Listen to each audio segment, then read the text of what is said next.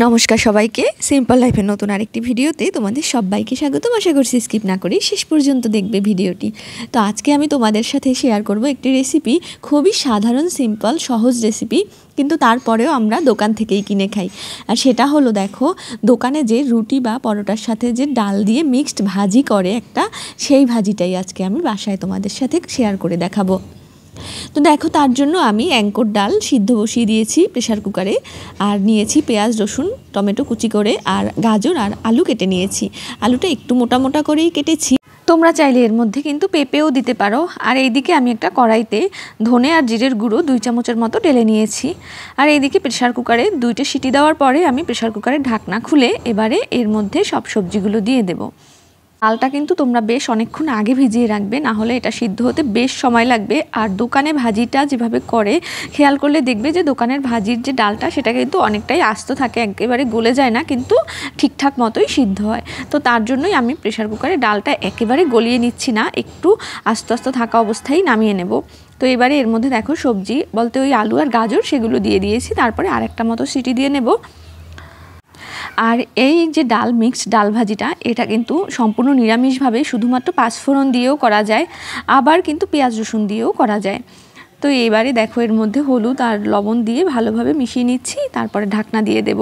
আর আজকে আমি যেভাবে রান্না করেছিলাম তাতে কিন্তু আমি পেঁয়াজ রসুনটা একটুখানি আগে দিয়ে দিয়েছি, আবার ফোড়নেও কিছুটা দিয়েছি, পাঁচফোড়নও দিয়েছি ফোড়নে। আর যেহেতু শীতকাল তাই একটু টমেটো কুচি দিয়েছি, তোমরা চাইলে সেটা স্কিপও করে যেতে পারো। আর আমি কোনো ধনে পাতা দেবো না এর মধ্যে, কারণ এই ডালটাতে আমার কাছে মনে হয় যে ধনে পাতা না দিলেই বেশি ভালো লাগে। নামানোর আগে একটু ধনে জিরের গুঁড়ো ভেজে দিয়ে দিলেই হয়ে যায়। তো দেখতে পেলে তোমরা, আমি কিন্তু এর মধ্যে 2টো কাঁচা লঙ্কা দিয়ে দিয়েছি, আর রসুন কুচিটা সম্পূর্ণটাই দিয়ে দিয়েছি, একটুখানি পেঁয়াজ দিয়ে দিয়েছি, আর দিয়ে দিলাম জিরে বাটা, জিরের গুঁড়ো। আর যদি তোমরা সম্পূর্ণ নিরামিষভাবে পাঁচফোড়ন দিয়ে রান্না করো তবে কিন্তু এর মধ্যে একটুখানি আদা বাটাও চাইলে দিতে পারো, বেশ ভালো একটা স্মেল আসবে।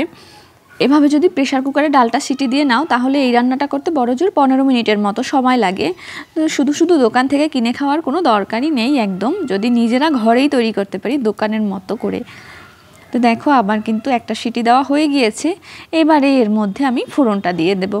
পাঁচফোড়নের স্মেল যে কোনো তরকারি থেকে আসলে তার স্বাদ আরও দ্বিগুণ বেড়ে যায় আমার কাছে মনে হয়, তাই আমি পাঁচফোড়ন দিয়েই এই ভাজিটা করব।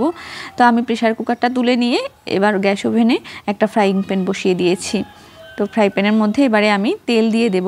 আর হ্যাঁ, বরাবরের মতো অনুরোধ একটাই, ভিডিওটি ভালো লাগলে লাইক শেয়ার করে পাশে থাকতে ভুলবে না। যারা নতুন দেখছো আমার চ্যানেলটি এখন, তারা অবশ্যই সাবস্ক্রাইব করে আমার পরিবারের সদস্য হয়ে যাবে, আমাকে ভালোবাসবে।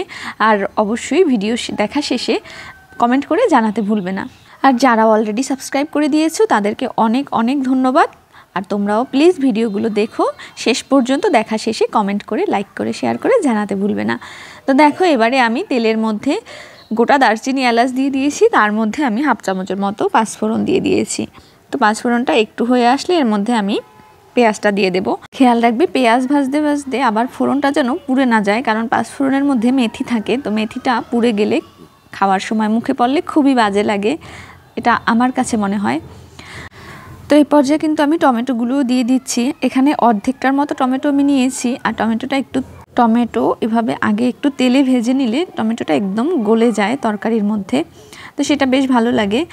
আর তাই জন্যই আমি টমেটোটা আগে দিয়ে দিয়েছি। আর টমেটো ওইভাবে আগে দেওয়ার আরেকটা সুবিধা হলো, তাহলে পাঁচফোড়ন বা পেঁয়াজ একটাও পুড়ে যাবে না। তো সামান্য একটুখানি লবণ দিয়ে দিয়েছি যাতে তাড়াতাড়ি টমেটো এবং পেঁয়াজ দুটোই সিদ্ধ হয়ে যায়। তো এবারে দেখো এর মধ্যে কিন্তু আমি ডাল, আলু, সবজি সব কিছুই দিয়ে দিয়েছি। তোমরা চাইলে নামানোর আগে ধনেপাতা বা গরম মশলার গুঁড়োও দিতে পারো, তবে আমি ধনেপাতা বা গরম মশলার গুঁড়ো আজকে কোনোটাই দেব না, শুধুমাত্র নামানোর আগে ওই যে ভেজে রেখেছিলাম ধনে জিরের গুঁড়ো সেটাই দিয়ে দেব। তবে এই ডালের মধ্যে যদি তোমরা কাঁচা লঙ্কার বদলে একটুখানি বোম্বাই মরিচ দিতে পারো বা নাগা মরিচ, তবে কিন্তু এর স্মেল এবং স্বাদ দুটোই আরও বেশ দ্বিগুণ হয়ে যায়।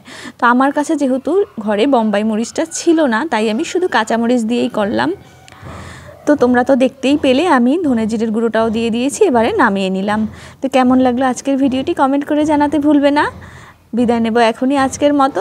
সবাই ভালো থাকবে, সুস্থ থাকবে, সাথে থাকবে সিম্পল লাইফের। টাটা।